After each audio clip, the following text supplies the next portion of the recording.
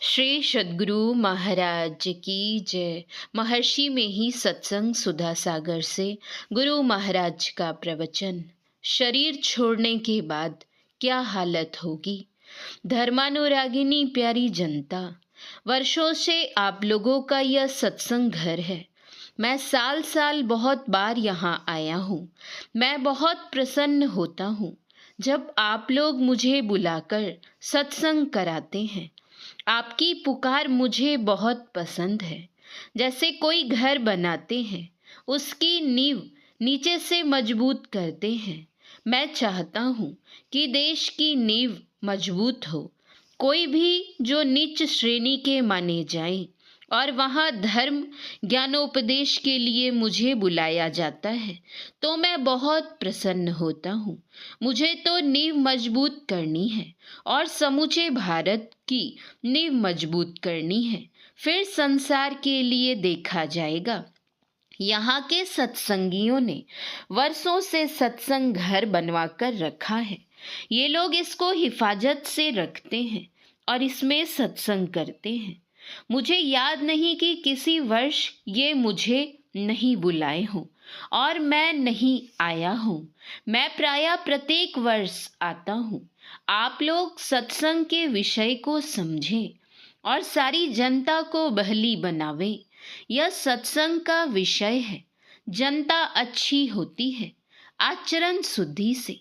बहुत विद्या पढ़ने से लोग भले होते हैं, ऐसा कहा जाता है। इसको कौन इनकार कर सकता है।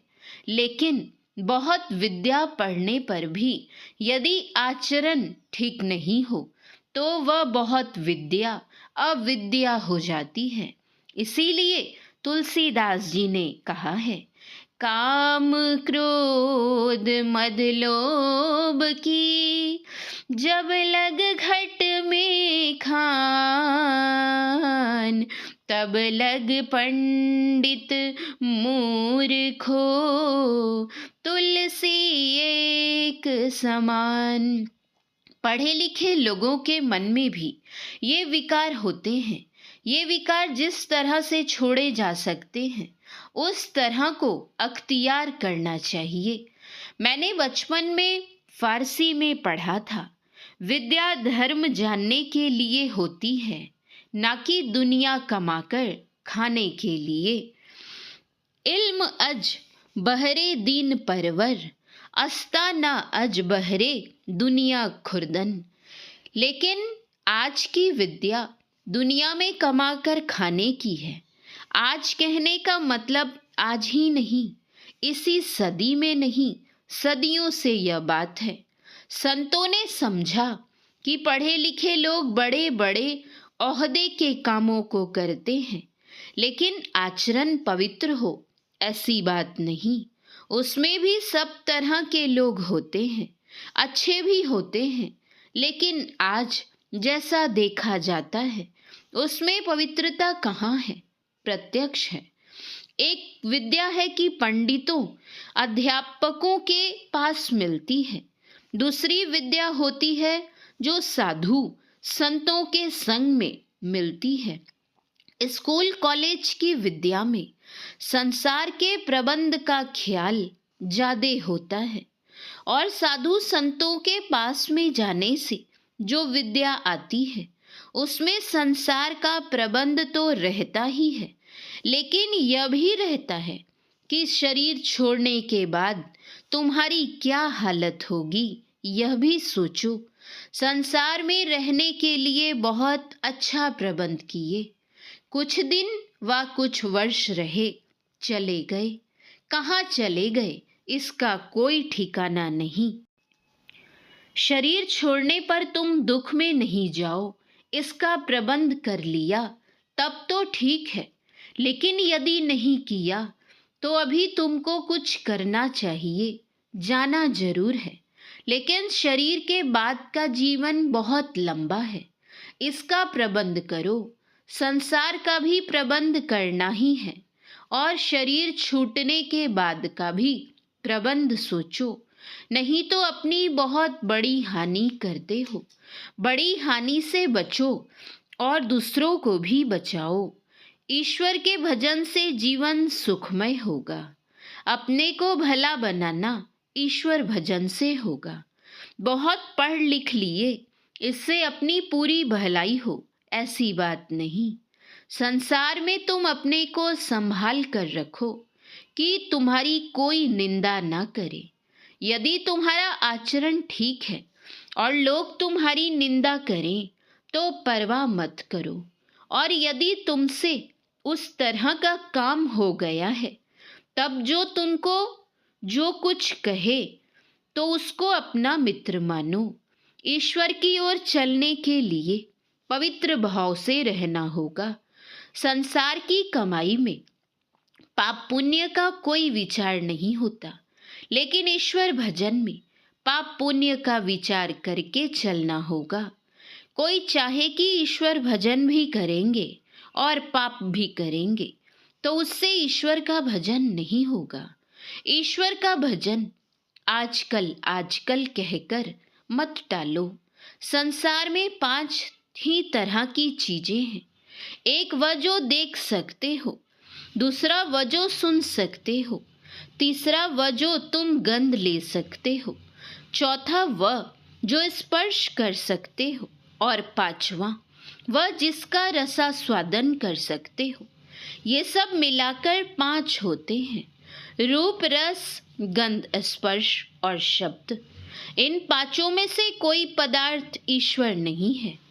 इन 5 को चिन्हते रहोगे लेकिन ईश्वर का दर्शन नहीं होगा। 5 चीजों का संघात मनुष्य शरीर है। इसी तरह सभी शरीर हैं। कोई शरीर कितना भी सुंदर हो, विकट हो, डरावना हो, उसमें भी यही 5 हैं, रूप, रस, गंध, स्पर्श और शब्द। इन 5 को जहां पाओ वहां समझो कि ईश्वर दर्शन नहीं हुआ। ईश्वर रहता है सब में, लेकिन किसी के जैसा नहीं होता। भगत हे तू भगवान प्रभु, राम धरे उतनु भूप, किए चरित पावन परम, प्राकृत नर अनुरूप, यथायनेकन वेश धरी, नृत्य करई नट कोई, सोई सोई भाव दिखावई, आपु न होई न सोई। सब में रहकर सबसे विलक्षण है। 5 विषयों को पहचानने के लिए 5 ज्ञानेंद्रियां हैं। जब इन 5 में से किसी को जानो तो वह ईश्वर नहीं है। तुम्हारे अंदर मन, बुद्धि, चित्त और अहंकार भी है, जिसको अंतःकरण कहते हैं। 4 अंतःकरण, 5 कर्मेंद्रिय और 5 ज्ञानेंद्रिय। इन 14 से युक्त तुम जिसको देखो वह ईश्वर नहीं है। ईश्वर इस संसार के अंदर है, लेकिन इन 14 से वह जाना नहीं जाता। तुम भी इस शरीर में हो, लेकिन 14 इंद्रियों में से तुम कोई नहीं हो। शरीर में हो, लेकिन इन सबसे तुम विलक्षण हो। तुम्हारी शक्ति से ही इंद्रियों में शक्ति है। शरीर और इंद्रिय का ज्ञान छोड़कर अपने ज्ञान में रहकर जिसको पहचानो वह ईश्वर है। पढ़े अनपढ़े सभी कोई इस बात को याद रखो, नहीं तो जहां भी ईश्वर नहीं वहां ईश्वर का भाव रखोगे। आँख से रूप, कान से शब्द, नाक से गंध, जिह्वा से रस और त्वचा से स्पर्श का ज्ञान करते हैं। इन सब का संग छोड़कर तब तुम्हारा निजी ज्ञान है, और इसी निजी ज्ञान में ईश्वर की पहचान होगी। ईश्वर का भजन वह है जिससे ईश्वर को पहचान सको। ईश्वर की पहचान नहीं हुई तो वह भजन क्या। बाहरी भीतरी इंद्रियों के ज्ञान से अपने को हटाओ, तब ईश्वर की पहचान होगी। बाहर कहीं भी जाने से ईश्वर की पहचान नहीं होगी। अपने को संभालो, अपने को अंदर करो, यही है। सत सूरती समझी सिहार, साधो निरखी नित नैनन रहो। जो अपने को अपने अंदर समेटता है वह ईश्वर की ओर जाता है।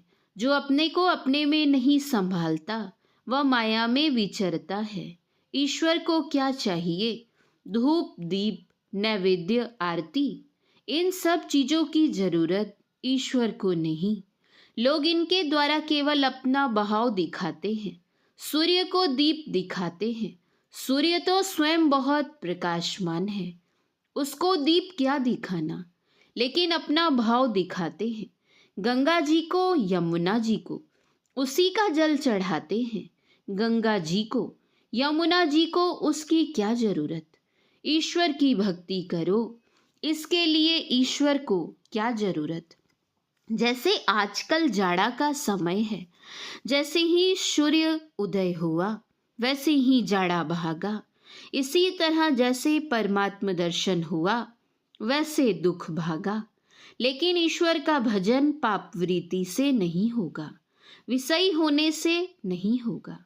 पाप वृत्ति छोड़ो, विषय का त्याग करो। ईश्वर भजन ईश्वर से प्रेम करने से होगा, ध्यान योग से होगा। इस ध्यान योग से चलते चलते आखिर में ईश्वर दर्शन होगा।